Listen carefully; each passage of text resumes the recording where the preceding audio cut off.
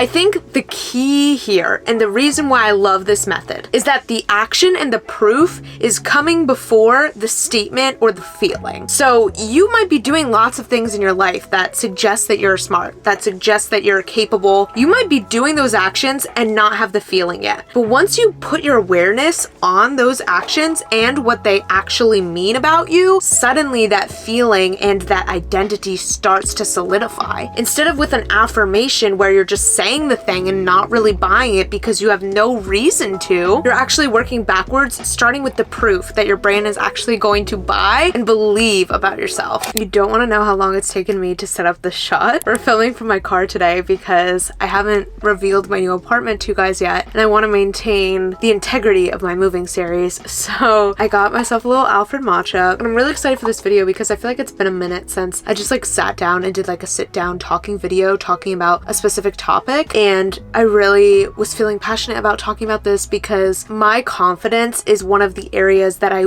want to and need to pay the most attention to in my life, because I'm such a firm believer that confident people have it a lot easier, honestly, in terms of just being bold, being direct, having business success. Like, I just feel like confident people have such an edge and a leg up, and I've always been very envious of people who are just like very naturally confident. So something that I've really been wanting to work on is trying to figure out how I, as a insecure introvert, can hack my confidence and really make substantial progress on it in a way that I never have before. And I came across this little trick, this little hack, a method that I've been using to really start to build my confidence and start believing in myself and my ability to actually accomplish the things that I want to do and achieve in my life. And I really have been in love with this method. It has honestly been the most instantaneous and effective thing for me, and I really want to share it with you guys. So let me take a sip of this matcha because it's fucking hot today and I'm suffocating. So I first learned about this sort of concept from the book The High Five Habit by Mel Robbins. If you are even slightly in the personal development space, you've probably heard of Mel Robbins. She's kind of a legend. Something that the book kind of talked about is how our brains really filter our experiences, our perception of the world and of ourselves through the lens of the beliefs that we already hold about ourselves. If you hold really negative beliefs about yourself, whatever bad beliefs or insecurities that you have, you're filtering how you see life and how you see the things that happen to you through that lens, through that filter. So if you have very negative beliefs about yourself, for example, things like I'm unathletic, I'm unintelligent, I'm incapable of making money, I'm not talented, I'm very shy and not brave and not capable of going after new things, whatever limiting beliefs you have about yourself, your perception is being filtered through that, and those are the things that you're noticing. It's the same sort of principle of like, if you decide you really want a Tesla and you're thinking about Teslas a lot, you're going to start noticing a lot more Teslas in the world. If you think you're unintelligent, you're going to start picking up little pieces of evidence in your day-to-day that prove and solidify the fact that you're unintelligent. Now, I feel like the mainstream way to counteract this is with affirmations, saying to yourself, I am intelligent. But I think my sort of contention with that, and the reason why I think it's not always the most easy or effective, is that your brain is not going to be instantaneously fooled by just you saying that to yourself when it has already been building up evidence of the opposite for years. So what the method that I'm going to tell you really does is it provides evidence for the new belief that you want to instate, for the new positive belief that you want. Instead of just trying to trick yourself with the words, you're actually gathering the evidence to convince your brain that you are actually intelligent, capable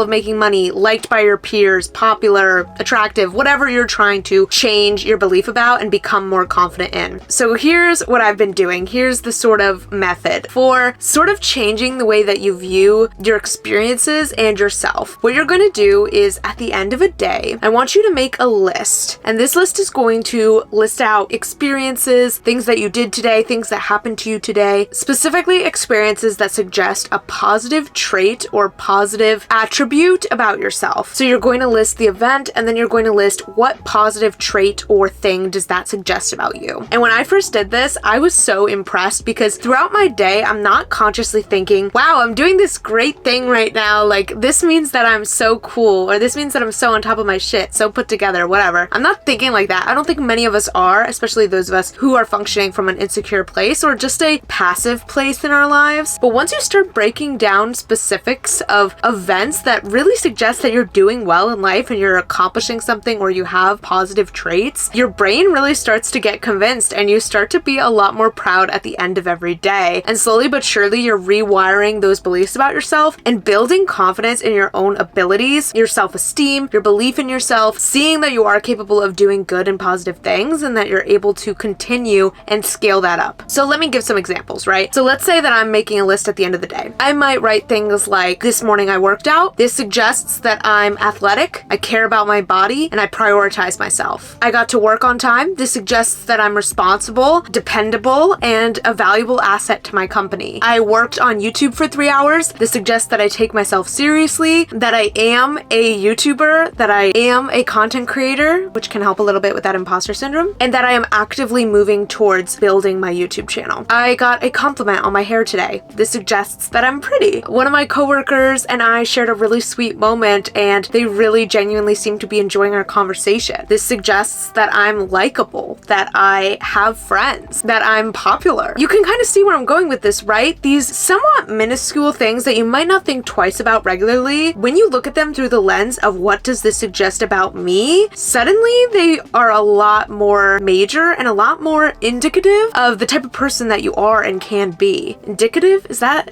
a word? And it's really swapping the way that you're looking at things because, like I mentioned, if you are used to being an insecure person, to ratting on yourself, or even just to not feeling confident, I don't feel like I really insult myself actively or anything like that. I don't have really negative self-talk, but I just lack a certain boldness and a certain fuck it attitude that I kind of wish I had. And so slowly and surely collecting this evidence, for example, I think something that is really helpful for me is collecting evidence that shows that I'm brave or that I'm gutsy or that I do difficult things. That's some of my favorite pieces of evidence to collect because that's what I really want to move towards. And showing myself that I'm capable of doing that, which I am doing things in my life currently that would suggest that I'm very brave and very confident, which is interesting. This kind of leads me to another tangent. And since we're having a little chatty car video, I'm gonna let myself go on this tangent. I had a friend the other day, one of my few friends who knows about the YouTube channel that I do. Like literally no one in my life knows about it, but this girl does. She said something to me like, I think it's really cool that you do this. It really shows that you're like a very brave and confident person. And I just remember looking at her like, I'm really not a confident person, but I'm glad that it suggests that about me. And I really got to thinking and like, absolutely making YouTube videos is not something that is comfortable. It is something that when I see someone else doing, I immediately am like, wow, they're really confident. They're really going for it. They're